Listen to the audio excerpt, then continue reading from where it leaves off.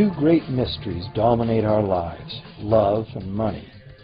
What is love is a question that has been endlessly explored in stories, songs, books, movies, and television. But the same cannot be said about the question, what is money? It's not surprising that monetary theory hasn't inspired any blockbuster movies, but it was not even mentioned at the schools most of us attended. For most of us, the question, where does money come from, brings to mind a picture of the mint printing bills and stamping coins. Money, most of us believe, is created by the government. It's true, but only to a point. Those metal and paper symbols of value we usually think of as money are indeed produced by an agency of the federal government called the Mint. But the vast majority of money is not created by the Mint. It is created in huge amounts every day by private corporations known as banks. Most of us believe that banks lend out money that has been entrusted to them by depositors. Easy to picture, but not the truth. In fact, banks create the money they loan, not from the bank's own earnings, not from the money deposited, but directly from the borrower's promise to repay. The borrower's signature on the loan papers is an obligation to pay the bank the amount of the loan plus interest, or lose the house, the car, whatever asset was pledged as collateral. That's a big commitment from the borrower. What does the same signature require of the bank? The bank gets to conjure into existence the amount of the loan and just write it into the borrower's account. Sound far-fetched? Surely that can't be true. But it is.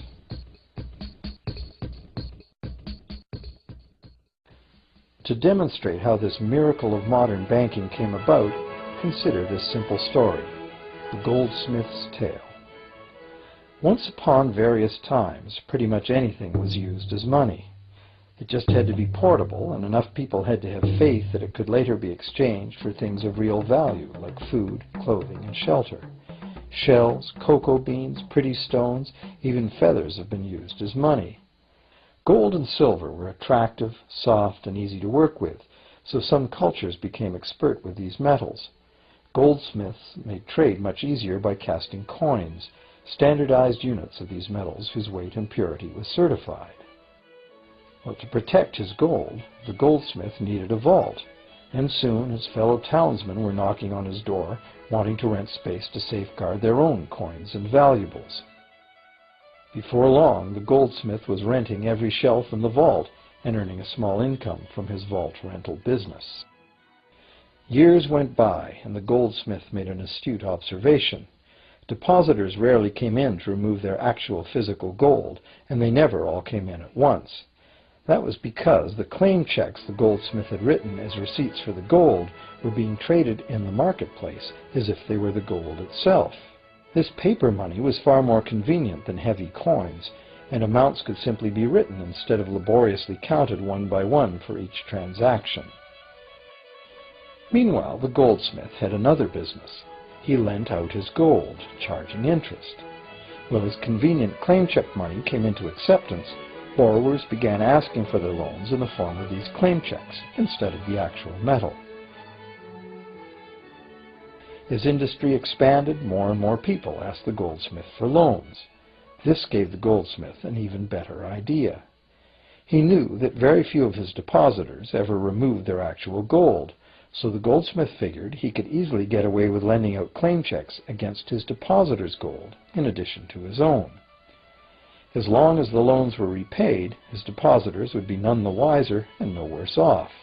And the goldsmith, now more banker than artisan, would make a far greater profit than he could by lending only his own gold. For years, the goldsmith secretly enjoyed a good income from the interest earned on everybody else's deposits. Now a prominent lender, he grew steadily richer than his fellow townsmen, and he flaunted it. Suspicions grew that he was spending his depositors' money. His depositors got together and threatened withdrawal of their gold if the goldsmith didn't come clean about his newfound wealth. Contrary to what one might expect, this did not turn out to be a disaster for the goldsmith. Despite the duplicity inherent in his scheme, his idea did work. The depositors had not lost anything. Their gold was all safe in the goldsmith's vault. Well, rather than taking back their gold, the depositors demanded that the goldsmith, now their banker, cut them in by paying them a share of the interest. And that was the beginning of banking. The banker paid a low interest rate on deposits of other people's money that he then loaned out at a higher interest. The difference covered the bank's cost of operation and its profit. The logic of this system was simple, and it seemed like a reasonable way to satisfy the demand for credit. However, this is not the way banking works today. Our goldsmith banker was not content with the income remaining after sharing the interest earnings with his depositors, and the demand for credit was growing fast as Europeans spread out across the world. But his loans were limited by the amount of gold his depositors had in his vault. That's when he got an even bolder idea. Since no one but himself knew what was actually in his vaults, he could lend out claim checks on gold that wasn't even there. As long as all the claim check holders didn't come to the vault at the same time and demand real gold, how would anyone find out? This new scheme worked very well, and the banker became enormously wealthy on the interest paid on gold that did not exist. The idea that the banker would just create money out of nothing was too outrageous to believe, so for a long time the thought did not occur to people. But the power to just invent money went to the banker's head, as you can well imagine. In time, the magnitude of the banker's loans and his ostentatious wealth did trigger suspicions once again. Some borrowers started to demand real gold instead of paper representations. Rumors spread. Suddenly, several wealthy depositors showed up to remove their gold. The game was up. A sea of claim check holders flooded the street outside the closed doors of the bank. Alas, the banker did not have enough gold and silver to redeem all the paper he had put into their hands. This is called a run on the bank, and it is what every banker dreads. This phenomenon of a run on the bank ruined individual banks and, not surprisingly, damaged public confidence in all bankers. It would have been straightforward to outlaw the practice of creating money from nothing. But the large volumes of credit the bankers were offering had become essential to the success of European commercial expansion. So instead, the practice was legalized and regulated. Bankers agreed to abide by limits on the amount of fictional loan money that could be lent out. The limit would still be a number much larger than the actual value of gold and silver in the vault. Quite often the ratio was 9 fictional dollars to 1 actual dollar in gold. These regulations were enforced by surprise inspections. It was also arranged that, in the event of a run, central banks would support local banks with emergency infusions of gold. Only if there were runs on a lot of banks simultaneously would the banker's credit bubble burst and the system come crashing down.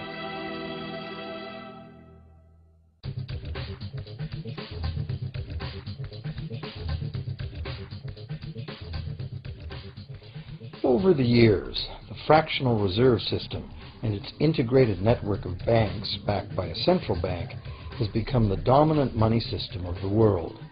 At the same time, the fraction of gold backing the debt money has steadily shrunk to nothing.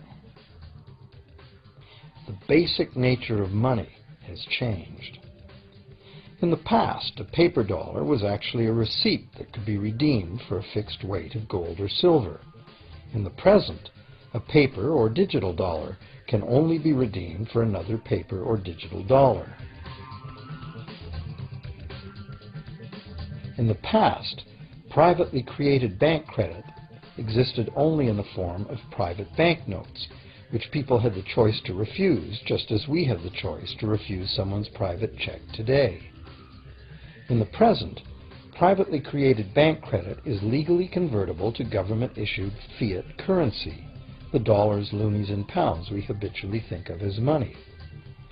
Fiat currency is money created by government fiat or decree, and legal tender laws declare that citizens must accept this fiat money as payment for debt, or else the courts will not enforce the obligation. So now the question is, if governments and banks can both just create money, then how much money exists? In the past, the total amount of money in existence was limited to the actual physical quantities of whatever commodity was in use as money. For example, in order for new gold or silver money to be created, more gold or silver had to be found and dug out of the ground. In the present, money is literally created as debt. New money is created whenever anyone takes a loan from the bank. As a result, the total amount of money that can be created has only one real limit: the total level of debt.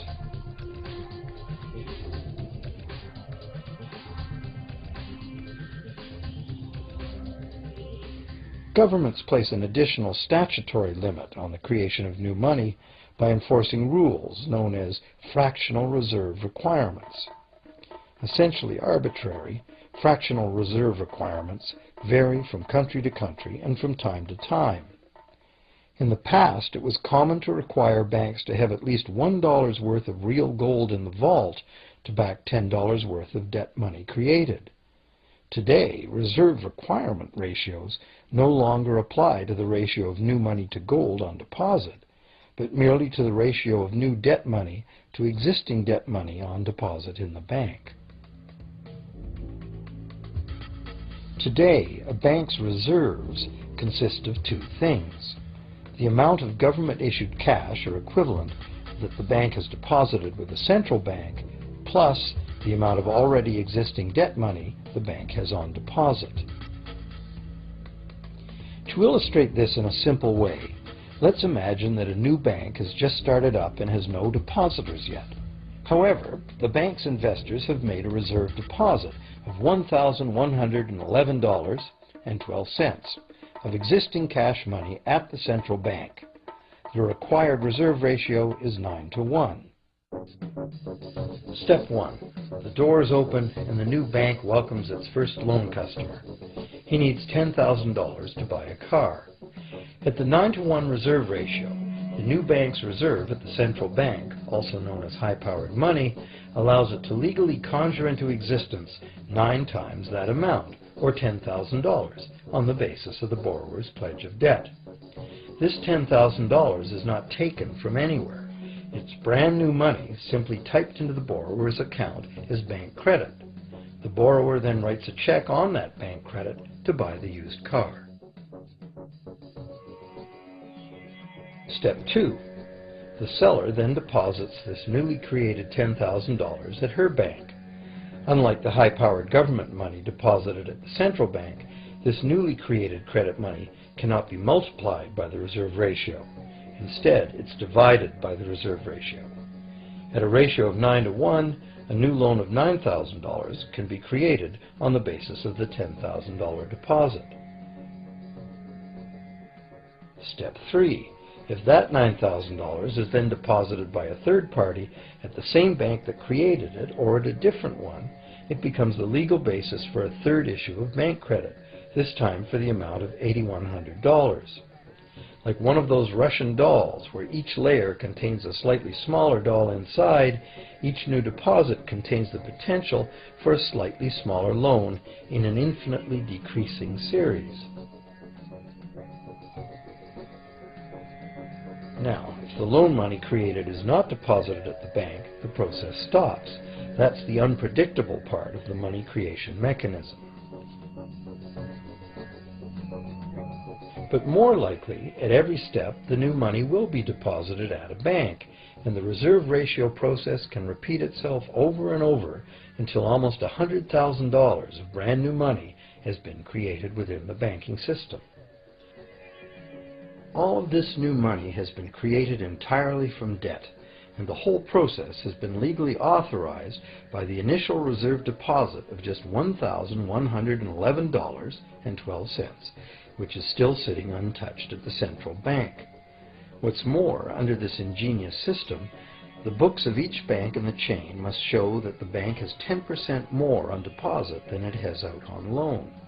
This gives banks a very real incentive to seek deposits in order to be able to make loans, supporting the general but misleading impression that loans come out of deposits. Now, unless all the successive loans are deposited at the same bank, it it cannot be said that any one bank got to multiply its initial high-powered money reserve almost 90 times by issuing bank credit out of nothing. However, the banking system is a closed loop. Bank credit created at one bank becomes a deposit in another, and vice versa.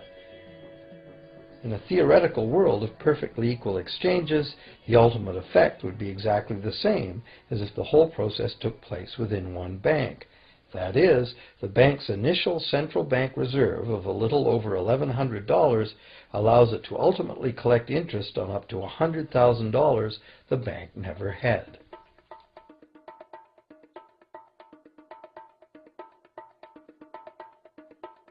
If that sounds ridiculous, try this.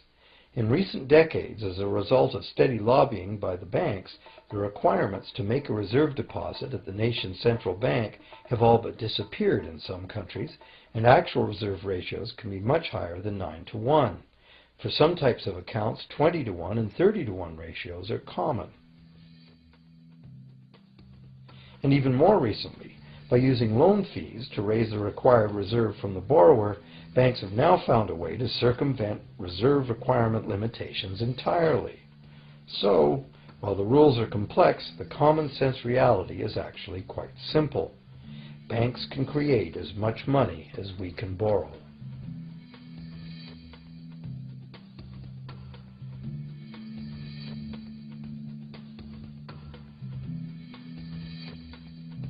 Despite the endlessly presented mint footage, government-created money typically accounts for less than 5% of the money in circulation. More than 95% of all money in existence today was created by someone signing a pledge of indebtedness to a bank. What's more, this bank credit money is being created and destroyed in huge amounts every day, as new loans are made and old ones repaid.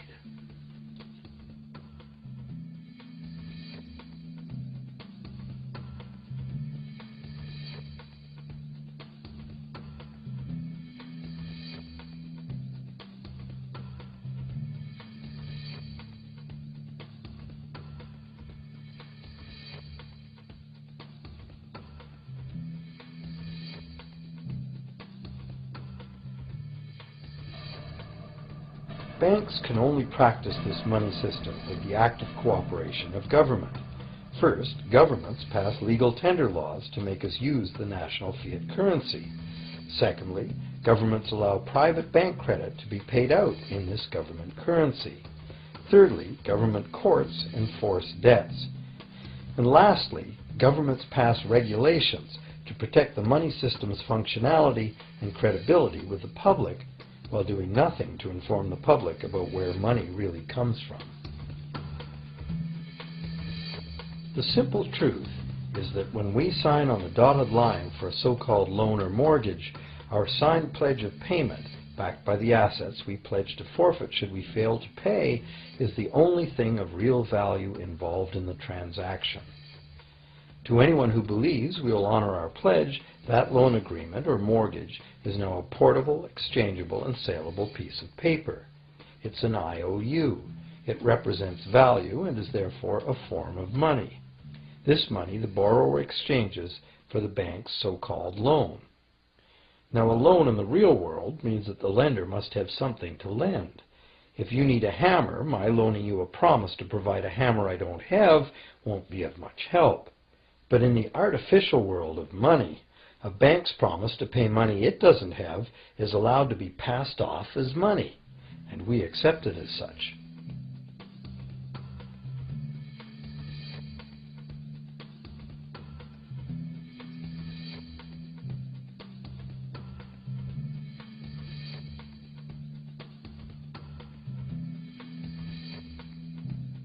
Once the borrower signs the pledge of debt, the bank then balances the transaction by creating, with a few keystrokes on a computer, a matching debt of the bank to the borrower.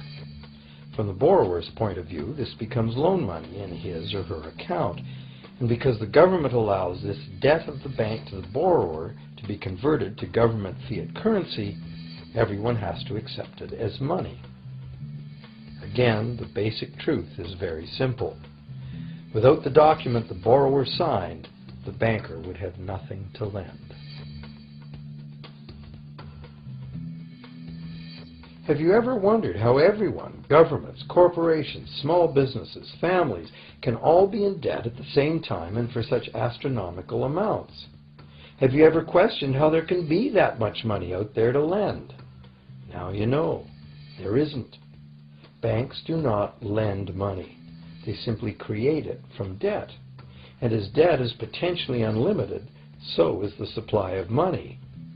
And as it turns out, the opposite situation is also true. Isn't it astounding that despite the incredible wealth of resources, innovation, and productivity that surrounds us, almost all of us, from governments to companies to individuals, are heavily in debt to bankers? If only people would stop and think, how can that be? How can it be that the people who actually produce all the real wealth in the world are in debt to those who merely lend out the money that represents the wealth? Even more amazing is that once we realize that money really is debt, we realize that if there was no debt, there'd be no money.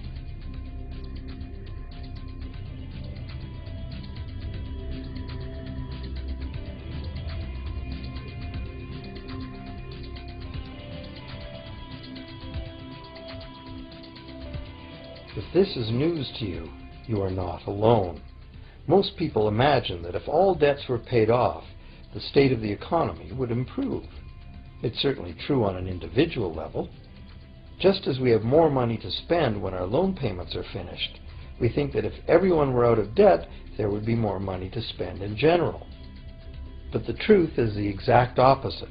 There would be no money at all. There it is. We are totally dependent on continually renewed bank credit for there to be any money in existence. No loans, no money, which is what happened during the Great Depression. The money supply shrank drastically as the supply of loans dried up.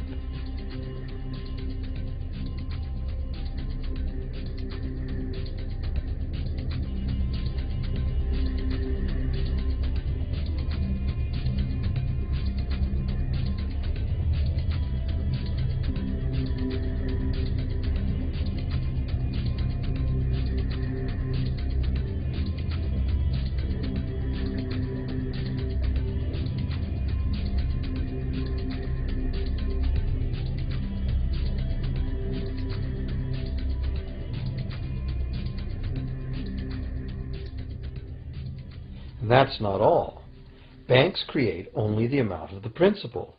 They don't create the money to pay the interest. Where is that supposed to come from?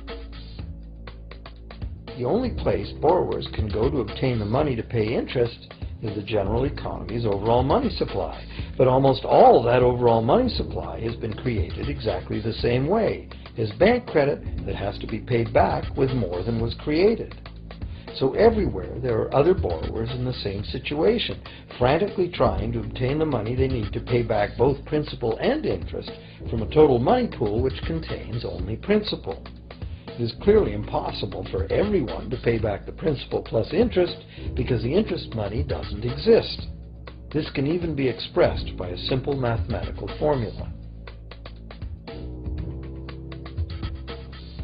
The big problem here is that for long-term loans, such as mortgages and government debt, the total interest far exceeds the principal. So unless a lot of extra money is created to pay the interest, it means a very high proportion of foreclosures and a non-functioning economy. To maintain a functional society, the rate of foreclosure needs to be low. And so, to accomplish this, more and more new debt money has to be created to satisfy today's demands for money to service the previous debt. But of course, this just makes the total debt bigger, and that means more interest must ultimately be paid, resulting in an ever-escalating and inescapable spiral of mounting indebtedness.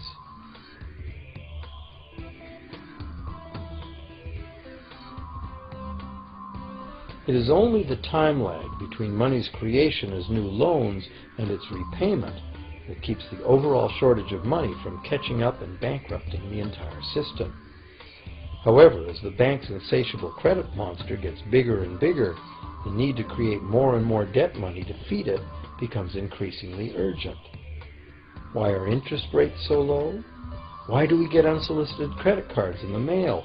Why is the U.S. government spending faster than ever? Could it be to stave off collapse of the entire monetary system? A rational person has to ask, can this really go on forever? Isn't a collapse inevitable?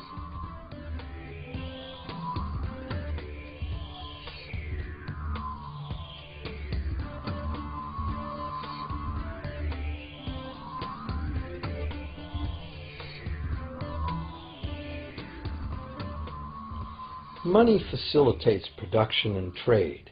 As the money supply increases, money just becomes increasingly worthless unless the volume of production and trade in the real world grows by the same amount.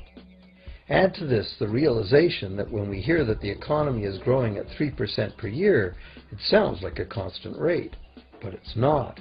This year's 3% represents more real goods and services than last year's 3% because it's 3% of the new total. Instead of a straight line, as is naturally visualized from the words, it is really an exponential curve getting steeper and steeper. The problem, of course, is that perpetual growth of the real economy requires perpetually escalating use of real-world resources and energy. More and more stuff has to go from natural resource to garbage every year, forever, just to keep this system from collapsing.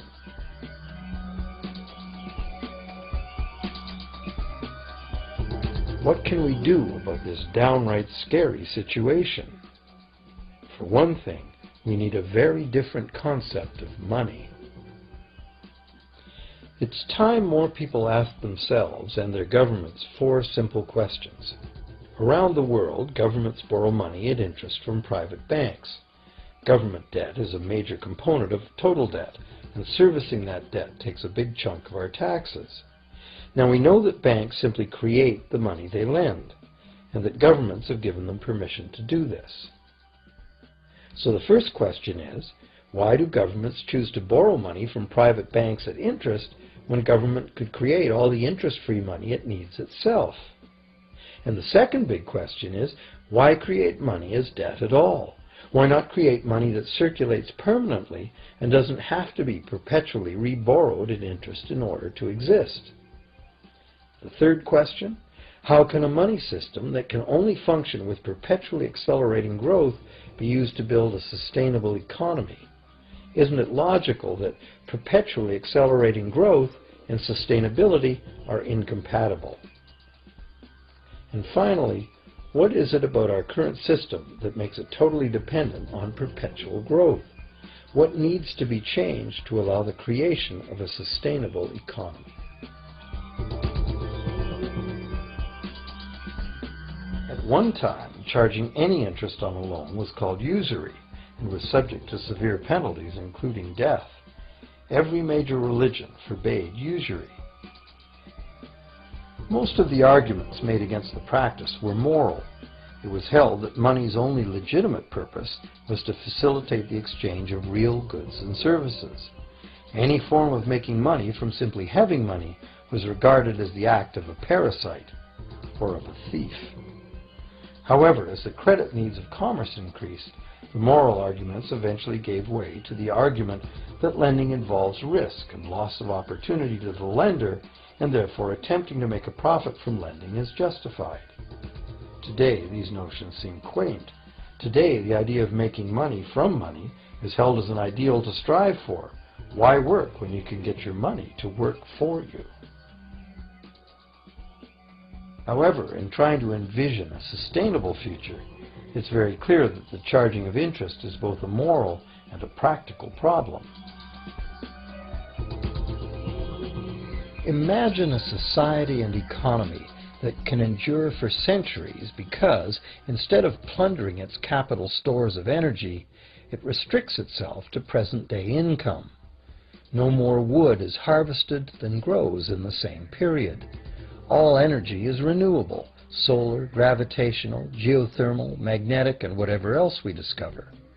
This society lives within the limits of its non-renewable resources by reusing and recycling everything, and the population just replaces itself. Such a society could never function using a money system utterly dependent on perpetually accelerating growth.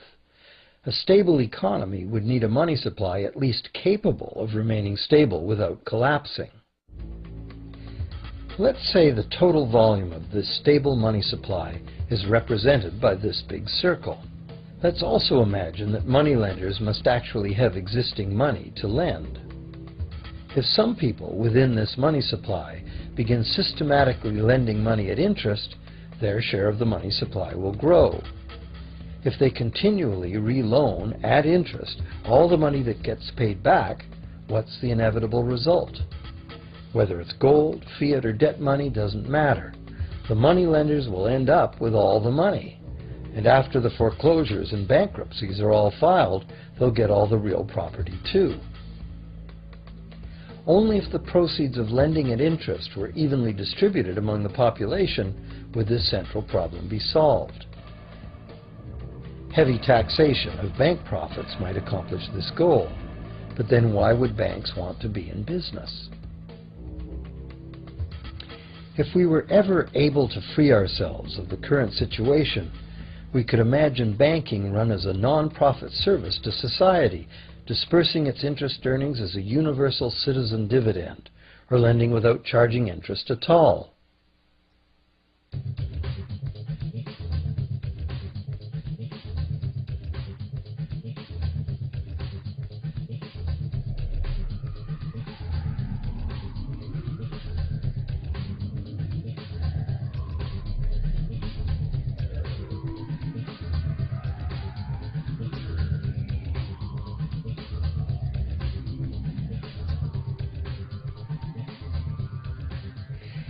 If it is the fundamental nature of the system that causes the problems, tinkering with the system cannot ever solve those problems.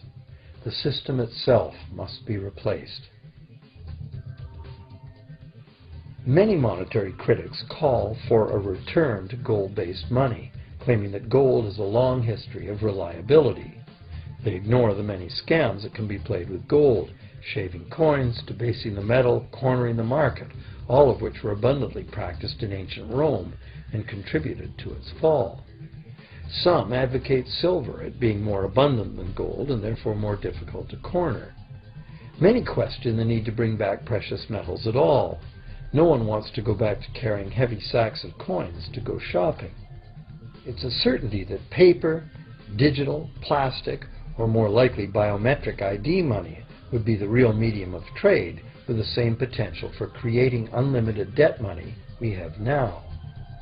Beyond that, if gold again became the sole legal basis of money, those who have no gold would suddenly have no money. Other monetary reform advocates have concluded that greed and dishonesty are the main problems, and that there may be better ways to create an honest and equitable money system than returning to silver or gold. Inventive minds have proposed a variety of alternate ways to create money. Many private barter systems create money as debt, much as banks do, but it is done openly and without charging interest. An example is a barter system in which debt is expressed as pledges of hours of work, all work being valued equally at a dollar figure that then allows hours to be equated with the dollar price of goods. This kind of money system can be set up by anyone who can devise a way to do the accounting and find willing and trustworthy participants. Setting up a local barter money system, even if it were little used now, would be prudent emergency planning for any community. Monetary reform, like electoral reform, is a big topic, and one that requires a willingness to change and to think outside the box. Monetary reform, again, like electoral reform, will not come easily, because the enormously powerful interests that benefit from the existing system will do their utmost to maintain their advantage. Now that we've seen that money is just an idea, and that in reality money can be whatever we make it, here's one very simple alternative monetary concept to consider. This model is based on systems that have worked in the past, in England and America, systems that were undermined and destroyed by the goldsmith bankers and their fractional reserve system.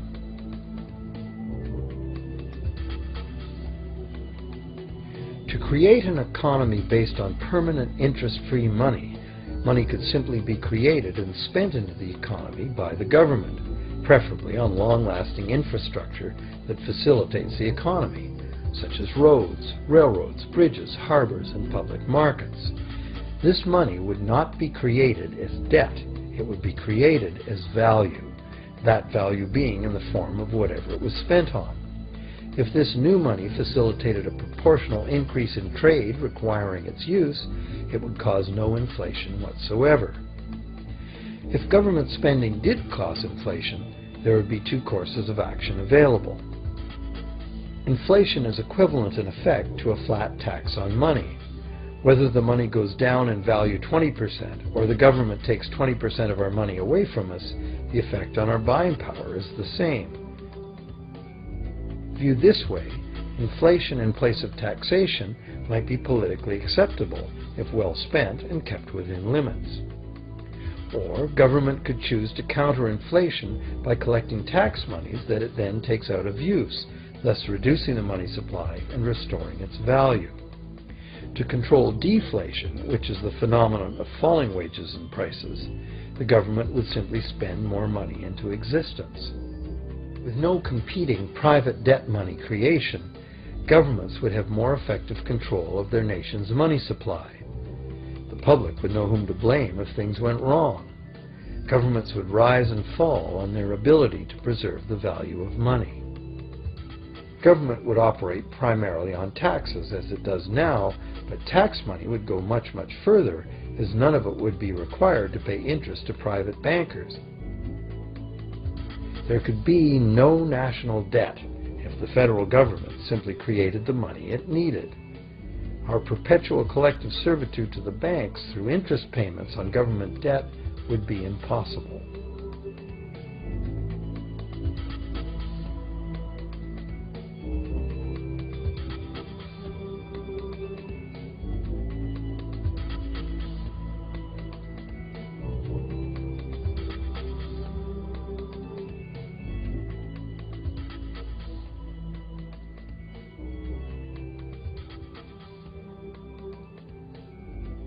What we have been taught to believe is democracy and freedom has become in reality an ingenious and invisible form of economic dictatorship.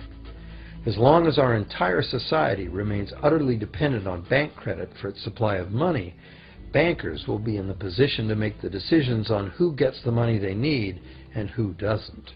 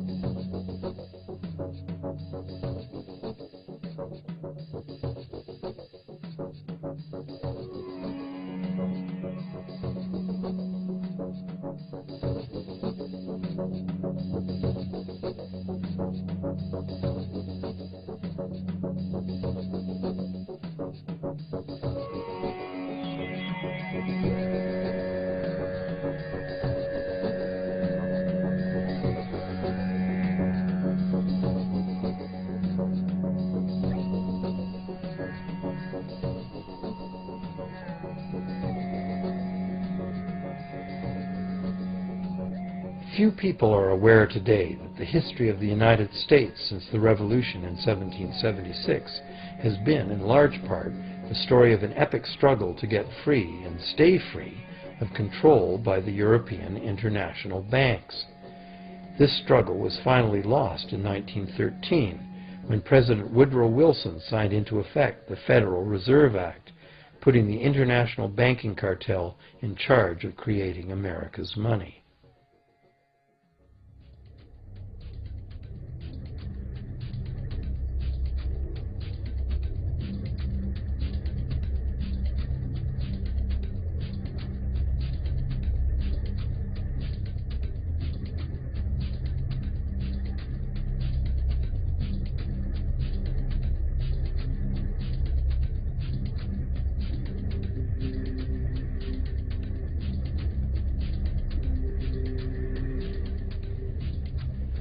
The power of this system is deeply ingrained.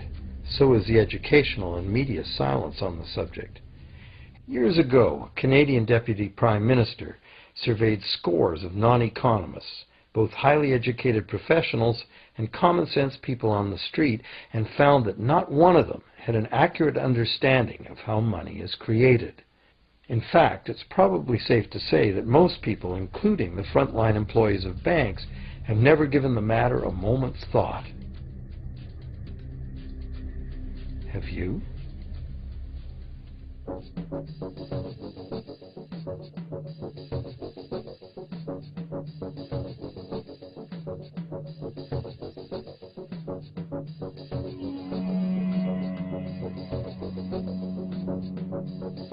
The modern money-as-debt system was born a little over 300 years ago, when the first Bank of England was set up with a royal charter for fractional lending of gold receipts at a modest ratio of 2 to 1. That modest ratio was just the proverbial foot in the door. The system is now worldwide, creates virtually unlimited amounts of money out of thin air, and has almost everyone on the planet chained to a perpetually growing debt that can never be paid off.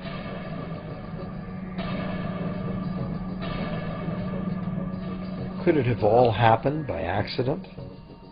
Or is it a conspiracy? Obviously, something very big is at stake here.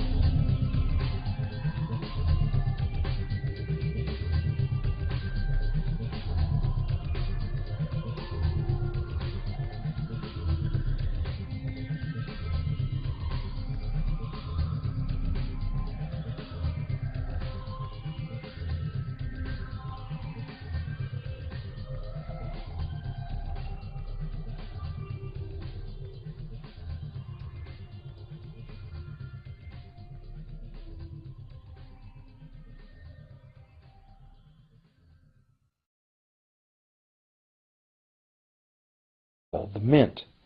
But the vast majority of money is not created by the mint.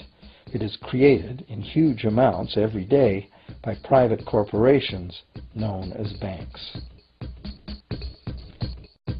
Most of us believe that banks lend out money that has been entrusted to them by depositors. Easy to picture, but not the truth. In fact, banks create the money they loan, not from the bank's own earnings, not from the money deposited, but directly from the borrower's promise to repay. The borrower's signature on the loan papers is an obligation to pay the bank the amount of the loan plus interest, or lose the house, the car, whatever asset was pledged as collateral. That's a big commitment from the borrower. What does the same signature require of the bank? The bank gets to conjure into existence the amount of the loan and just write it into the borrower's account. Sound far-fetched? Surely that can't be true. But it is.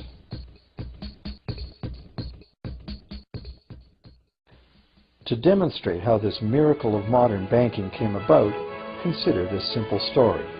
The goldsmith's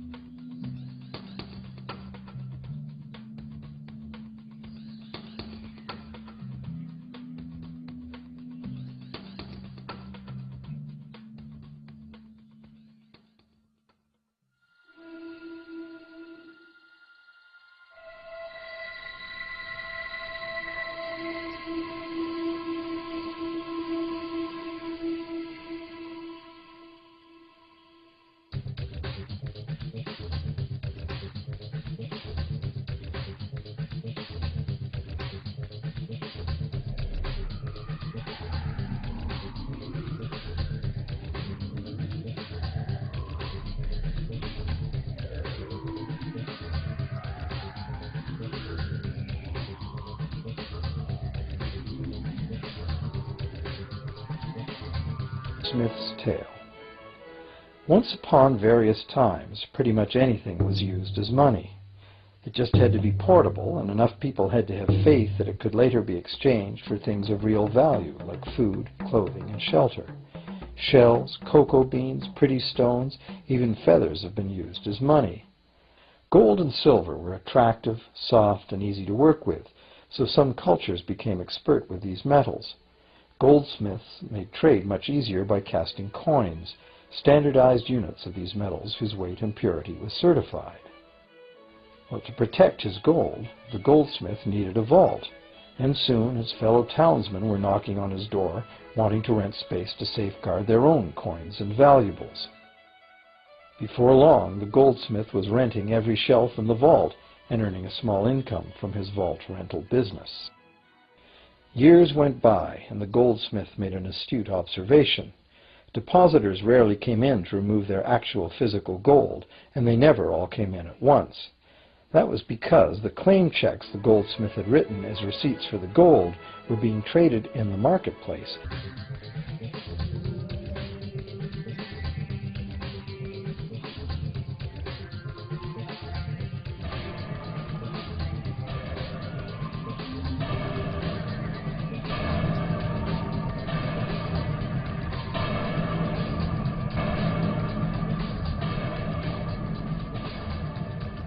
Two great mysteries dominate our lives, love and money. What is love is a question that has been endlessly explored in stories, songs, books, movies, and television. But the same cannot be said about the question, what is money? It's not surprising that monetary theory hasn't inspired any blockbuster movies, but it was not even mentioned at the schools most of us attended. For most of us, the question, where does money come from, brings to mind a picture of the mint printing bills and stamping coins. Money, most of us believe, is created by the government. It's true, but only to a point. Those metal and paper symbols of value we usually think of as money are indeed produced by an agency of the federal government called as if they were the gold itself. This paper money was far more convenient than heavy coins, and amounts could simply be written instead of laboriously counted one by one for each transaction. Meanwhile, the goldsmith had another business. He lent out his gold, charging interest. When his convenient claim check money came into acceptance, borrowers began asking for their loans in the form of these claim checks instead of the actual metal. As industry expanded, more and more people asked the goldsmith for loans. This gave the goldsmith an even better idea. He knew that very few of his depositors ever removed their actual gold, so the goldsmith figured he could easily get away with lending out claim checks against his depositors' gold, in addition to his own. As long as the loans were repaid, his depositors would be none the wiser and no worse off, and the goldsmith, now more banker than artisan, would make a far greater profit than he could by lending only his own gold. For years, the goldsmith secretly enjoyed a good income from the interest earned on everybody else's deposits. Now a prominent lender, he